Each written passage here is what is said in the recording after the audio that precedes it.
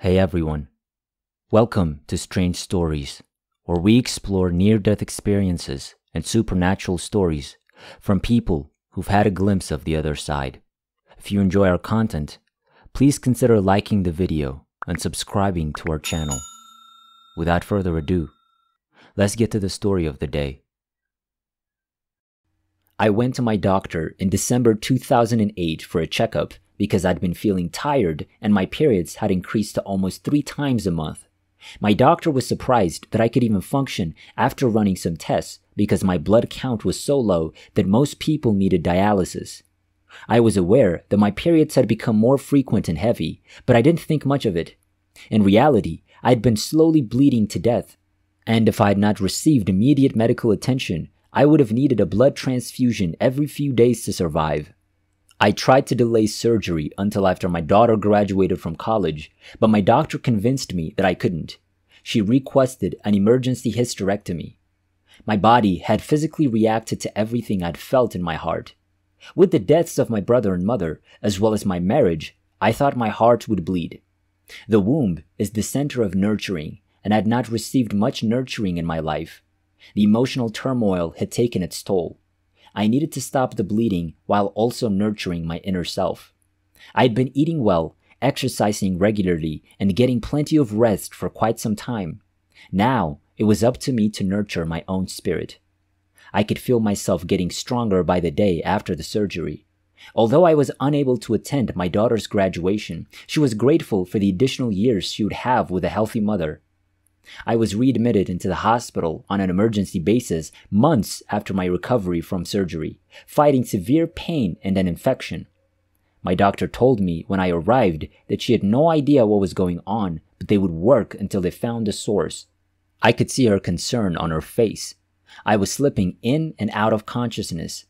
I signed the forms required for the tests, saw my daughter, son, and boyfriend in the room, and then passed out. My body began to shut down as the pain became too much for it.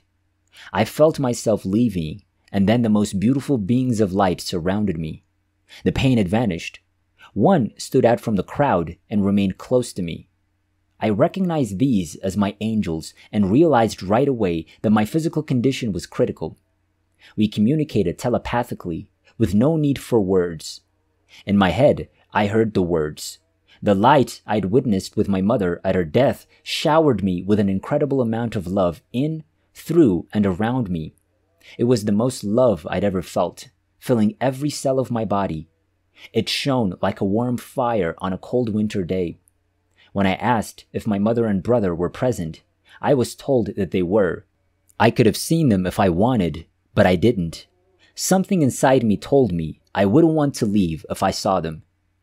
I was completely unaware of my physical body. I noticed they had me on oxygen. My heart rate was high and my respiration rate was low. I overheard the nurses say that they weren't sure if I'd make it through the night. I imagined my experience as a movie playing out in front of me. I could hear everything that was said, but I had no physical connection to it.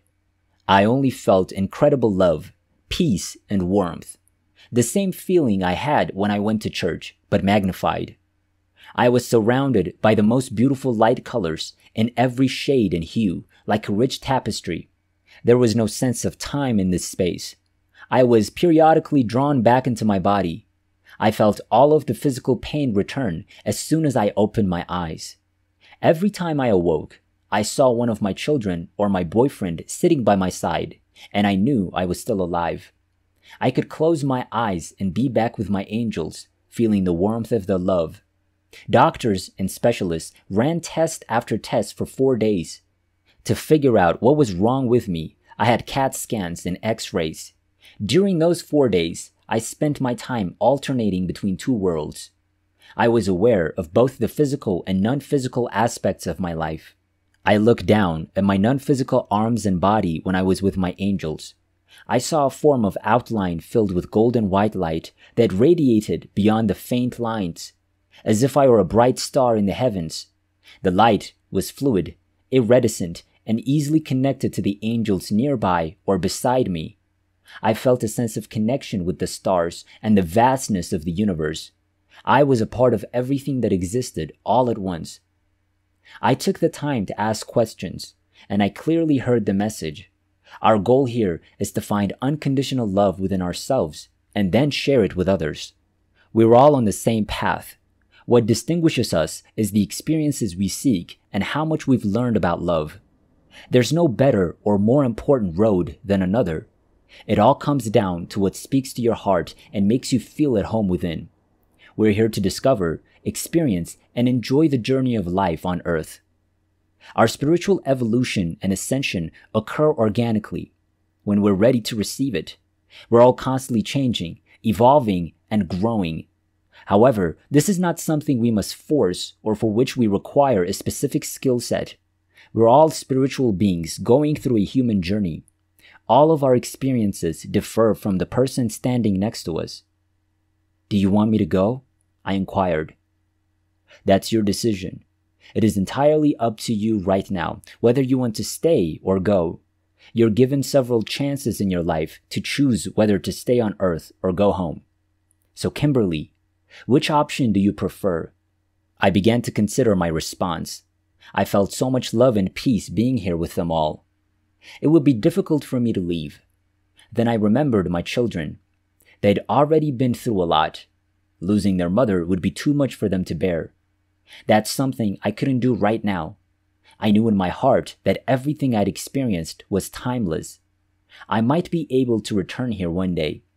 I looked around at all the angels, the heavens, and the stars before returning my gaze to my angel. I've decided to continue living my life on Earth. I returned to my physical body, aware of my surroundings as soon as I made my decision. Kneeling next to the bed, I noticed my doctor in tears, attempting to wake me up. She informed me that they had finally determined the cause. My appendix had burst 4 days before, and I needed surgery right away. They couldn't figure it out because it wasn't in the usual location. They eventually discovered my appendix next to my liver. They did not discover it until they performed a full body scan. I knew I'd be fine because I'd chosen to be here. During the surgery, they extracted all of the infection and repaired the damage.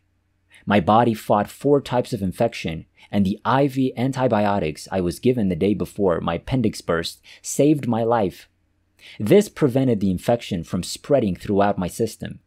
The doctors referred to me as a miracle. They claimed that if I hadn't been in such good physical shape, the story would have ended very differently. I eventually left the hospital with the drain still in place, hoping to get rid of the infection. I am eternally grateful to my family, boyfriend, and everyone who cared for me around the clock during my illness and recovery. They were all there for me when I needed them the most, and they were, in a way, angels in human form. I changed my perspective on life as a result of this experience. I resolved more than ever to live each day as if it were my last. Things like being stuck in traffic or someone cutting ahead of me in line no longer bothered me.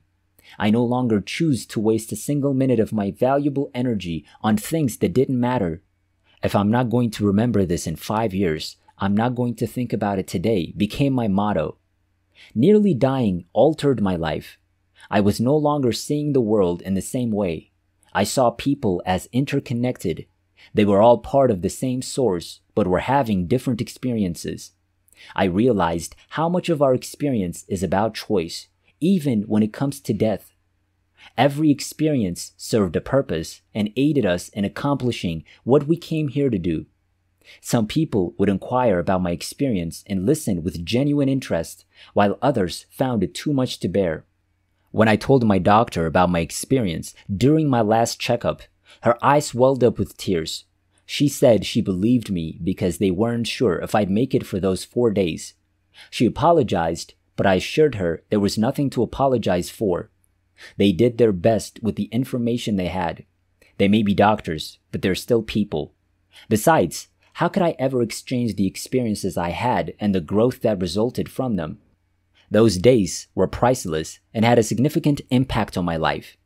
Everything happens for a reason, and what I experienced was a spiritual awakening unlike any other I'd ever had. The person who went into the hospital was not the same person who came out. The ripple effect is one of the side effects of growth and change. It has a distinct impact on everyone who knows you.